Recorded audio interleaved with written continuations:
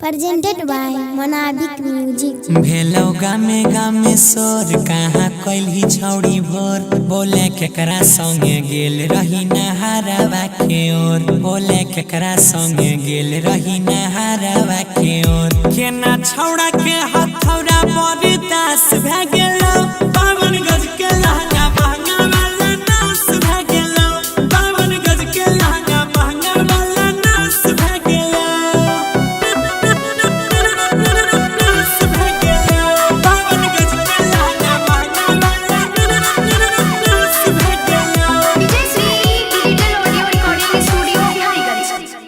गे कते कैले चुम्मा चाटी लगलो धुरा और माटी झूठे के तुम बहाना रोजे मनबे रही पाटी साकर गलिया में गाड़ी के न पास भ गेलो पावन गज के लहंगा महंगा वाला नास भ गेलो पावन गज के लहंगा महंगा वाला नास भ गेलो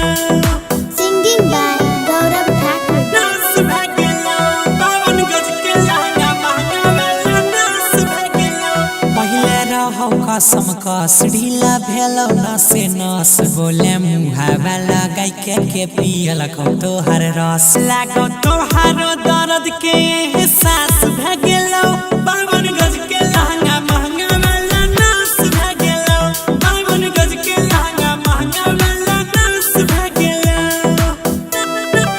नास भ गेलो पावन गज के लहंगा महंगा वाला नास भ गेलो तू ता करै छी मन मर्जी रोजे काम करै छी फर्जी तोहर टूट गेलो गे सियन बोले सी तो कवन दर्जी छौड़ी अजय गौरव राकेश तोहर खास भ गेलो पावन गज